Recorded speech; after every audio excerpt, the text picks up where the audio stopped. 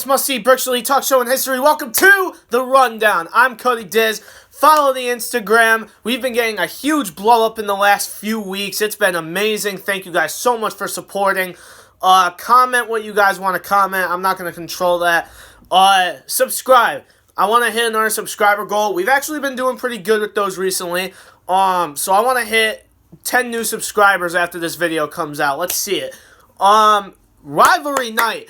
Oh my god, I love Rivalry night. It's the best time of the year for me because, you know, when I was in high school, I was kind of living off of like the school sports mostly for basketball, so this was huge for me. And the fact that I got to watch so many different rivalry games between Gilbert and Northwestern, and now that I'm able to watch the rest of the league's rivalry games, it's just amazing because it's so fun to watch. And even if they're blowouts, even if they're not, like, any game that's rivalry night is incredible and it's fun to watch. So I've absolutely loved it so far. This rivalry night was a little weird for me though. It had a lot of different things built into it, a lot of different stories that I'm going to cover in this video. But let's get right to it. We got 4 games. Might as well just get them done. Let's go. Let's kick off Rivalry Night the right way with Wamogo going to Litchfield. How about them Cowboys? Harrison Barnes was an early sniper in the first quarter, hitting some nice three-pointers. Litchfield dominated throughout, and Daniel Dyke was at the center of it, putting up 28 points tonight. And Wamogo couldn't compete. Litchfield was able to take down Wamogo and sweep them for the first time since 2015. So the Warriors at first started out pretty decently. I mean, in the first quarter, they were actually like doing pretty well. In the second quarter, I kind of noticed that they just, kind of fell off. I mean, their offense just wasn't really clicking. But they were hustling really hard. That's something Wamogo always does. They hustle, and that's something that, you like to see in a team. But they just weren't able to get the job done, and that's something that is going to be considered probably when they go back and talk about things. Offensively, it was probably their biggest struggle. Defensively, they looked pretty good. Even though they did lose, I think they still looked pretty good defensively. And I think their problem is just their offense. I mean, the last game when they beat Thomaston in overtime, their offense was working, and it was working pretty well. I mean, it wasn't overtime, but I think it was just a good game out of them. But against Litchfield in this one, their offense just didn't click after the first quarter, and it just went poorly from there. So I think offense is what they need to work on most. Litchfield has looked a lot better. At one point, they were 3-1. They lost 3 straight, went to 3-4.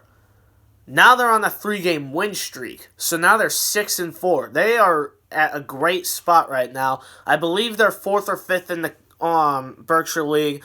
So they're in a very good spot for the playoffs. Hopefully their seeding games really help them out. They have 2 more, I believe. So it should go pretty well, and I can't wait to see what happens. I think Litchfield is a team that can finish mostly in the top. I think they'll be either a top 3 or 4 team. I think someone above them might end up falling off, and Litchfield might be the team to do it. To rise up. So Litchfield, keep playing hard. You're on a winning streak. Just keep doing what you're doing. Let's go to Terryville and Thomaston at Thomaston this time. Terryville was starting off the game incredible in the first half. They were knocking down open shots, out-rebounding down low, which is hard to do against Thomaston, and just dominating the first half completely. This game was very low scoring, though, as nobody had a truly big game for either team. But this was a pretty good game near the end because in the second half, Thomaston managed to come back from a 12-point deficit to tie things up as Ty Harkness and Chad Suckley started scoring. But ultimately, Terryville would somehow find a way at the late stretch to take the win and sweep Thomaston in the season series. So Terryville came out firing, and that was like one thing that I've noticed about Terryville is at the start of games, that's when I've noticed they play their hardest, and that's one of the best things that you can get out of a team in the Berkshire League. You want someone who's going to play hard early, and if they have a big lead, they could soften up. But they did, but I think they did a little too much because Thomaston started coming back.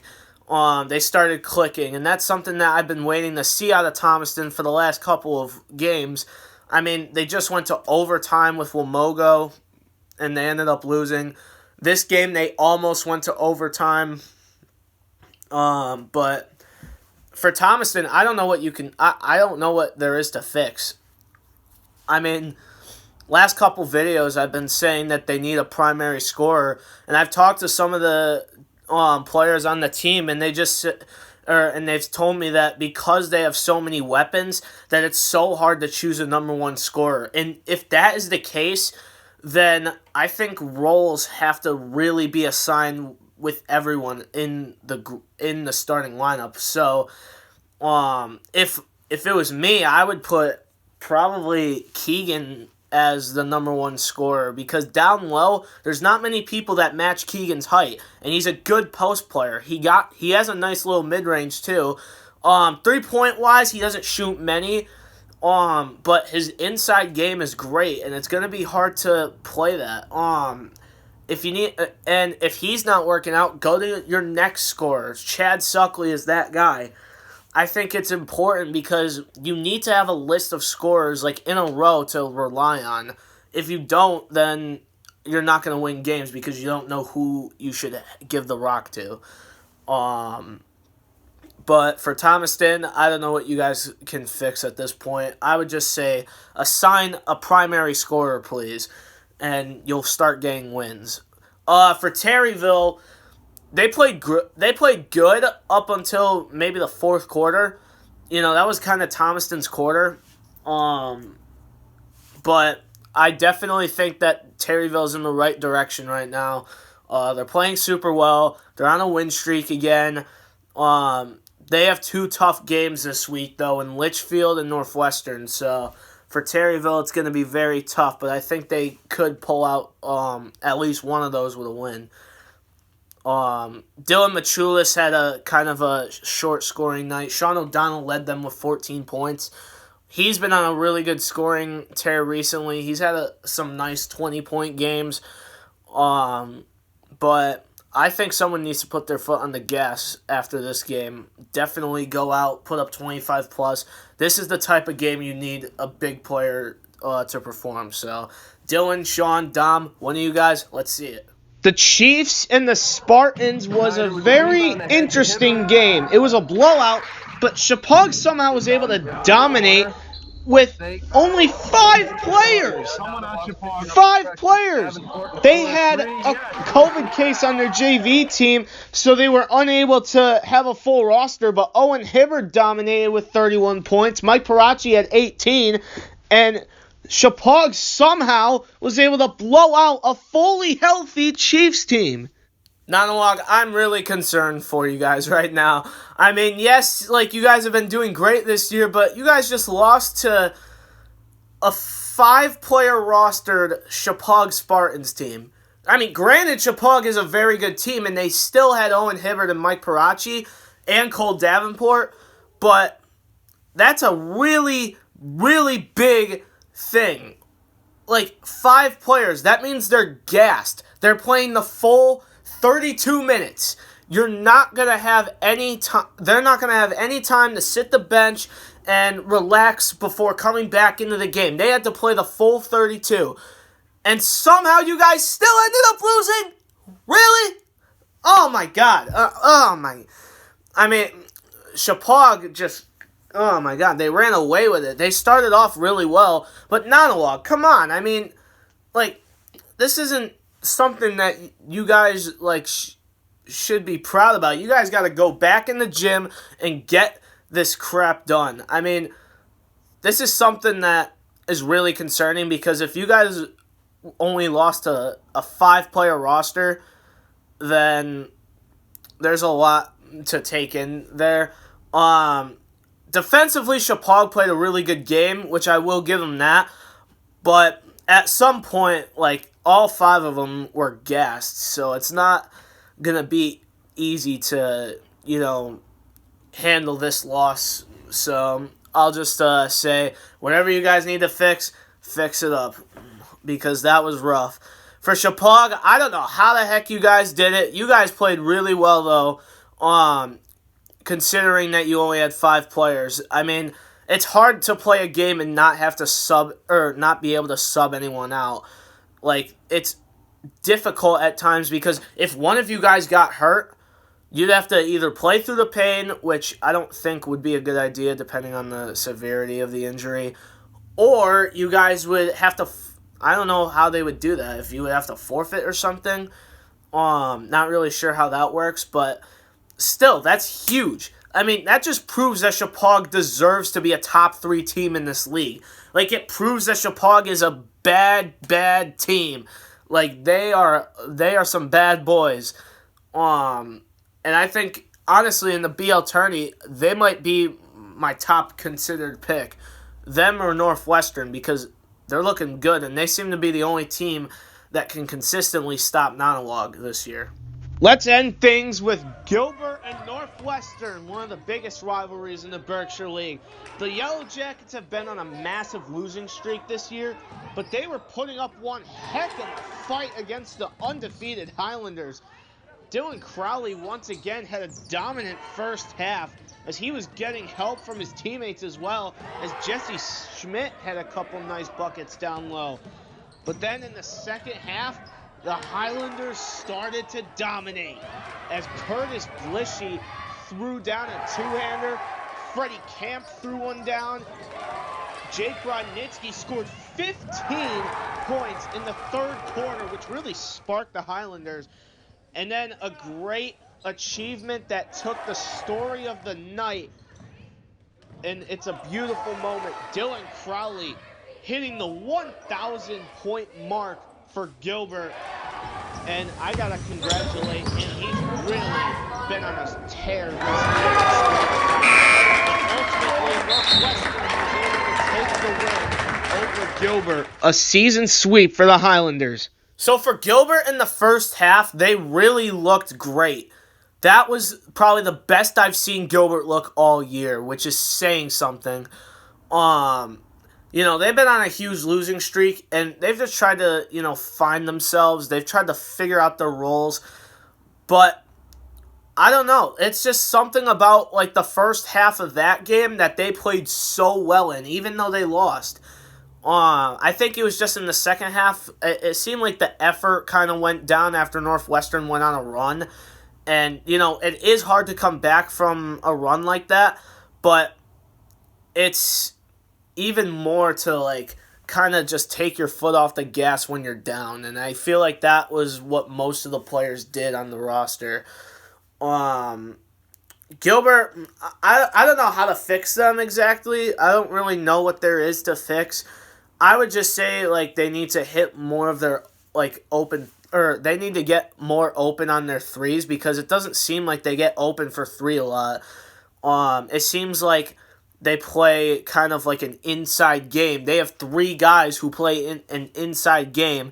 They have Dylan CROWLEY, who can play anywhere, but some for a decent amount of the time can go or will go inside. And then they have Anthony Carfiro, who is a 3-point shooter. So you only have 1 3-point shooter, basically, with another great 3-point shooter in Dylan, and then 3 inside post players, basically.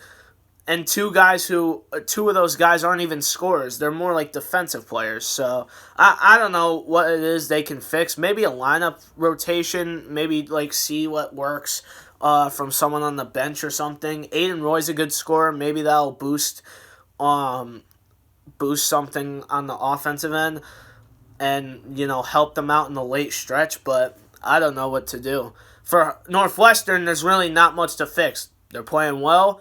Jack Lavoie and Jake Brodnitsky are dominating the perimeter on defense. Curtis Blishy is dominating the paint on defense. And scoring wise, they really share the rock. I mean, this is something that not many teams do. Thomaston tries to do it, but they haven't had luck doing it. Northwestern just knows how to play. And the cool thing is, like, they're freelancing a lot. Like, they're just kind of running, like, their own kind of thing. They're trying to do whatever they can to score. And it's great because all 5 of those starters, they're so communicative because they've been playing with each other for so long. I mean, they're all seniors, so this is just a great group and a talented group that has really proved themselves. So, I don't think Northwestern is going to lose to another team this year. I really don't. If any team, they'll lose in the Berkshire League Championship, most likely, because that seems to be our biggest struggle every year when we have a really good team. We can't end up winning the actual BL tourney. But we'll just have to see how that goes. And I'm not really concerned for Northwestern because of how good they've been, but we'll just see what happens. All right, let's run it down with the top 5 plays from Rivalry Night. Let's go. Dom Dow at number 5, getting through 2 defenders and getting a nice floater. Put a good move there. Number 4, Curtis Blishy. He's going to steal it on the fast break, and he's going to throw it down with 2 hands. That was mean. Number 3, Brendan Fainer saves the ball from going out of bounds off of trying to steal it. Chad Suckley picks it up, and then Brendan Fainer came back to the play and scored. Great hustle play by Fainer. Number 2, Freddie Camp picks Dylan Crowley of the ball, and he's going to throw it down. 1 hand stuff at the rim. And then number 1, the most beautiful moment so far this season, Dylan Crowley hitting the 1,000-point mark. Congrats, Dylan Crowley, on getting that achievement. And those are your top 5 plays from last night. Okay, so I do have to give some news on the Berkshire League tournament. So the way that they are going to do it is they are going to have the 8 and 9 seed play a game to determine who gets in to the playoffs, I believe. So I think on like March 17th, I don't know the exact date. I heard it on Gilbert's stream. But if you, or it would be Hoosie and Gilbert if it was today. Those 2 teams would play for the 8 seed in the Berkshire League tournament, and then whoever wins is in, whoever loses is out. So Hoosie honestly still has a chance. Oh, let's go Hoosie! Oh my God! Imagine a winless season turning into some kind of miracle. Oh my God! You just kind of like to, see that kind of thing. It's got a lot of potential. But if that does happen, then Northwestern should have no problem with Hoosie. Honestly, anyone that plays Hoosie, if Hoosie somehow makes it, shouldn't have a problem in the tournament. So it's kind of like a wasted contender, I guess. But I think after that game, the tournaments would start on either like the 21st or like the 23rd of March. I don't really know how it is. I'm going to have to look back at that video that I saw to, kind of re-get that information. But other than that, I think this is going to be an interesting Berkshire League tournament. And I'm hoping to, see some nice upsets. But I'm also trying to see some of the top contenders right now in the league have some domination. Like, I'm trying to see guys who have dominated all year just go out and show out, have these big games. If you want to win in that tournament, you're giving your primary scorer the rock. Northwestern doesn't seem, for me, they don't seem to have a primary scorer. Neither does Thomaston. Terryville-wise, it's right now, I think it's a mix between Dylan and Sean. Between them, one of those 2 will have to really be on fire for the tournament. Dylan Crowley has to be on for Gilbert. I think he has to just completely turn on a different gas pedal that he's never even touched before and just stomp it right into the ground. it's going to be tough.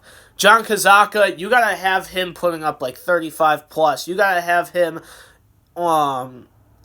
just dominating in general. Owen Hibbard most likely will be putting up like 40-point games or 35-point games because he is going to be one of the big factors in this tournament. And for Litchfield, they're a little mixed with their primary scoring. They have a few guys who will just randomly have like a good day. Mostly it's been Daniel Dyke though, so I will say Daniel Dyke, punch that gas pedal, let's go. Alright, that's going to do it for this video. Thank you guys so much for watching. Please like the video, smash that like button actually. Comment what you guys want to see, and subscribe. Let's hit that 10 subscriber goal after this video drops. And please tell your friends and family and your aunts and uncles, your grandparents, your great-grandparents, anyone you know, your co-workers, do whatever you need to get some more subscribers and followers to this channel. Really would appreciate it. And I'm done for today. I'll see y'all later. Peace out.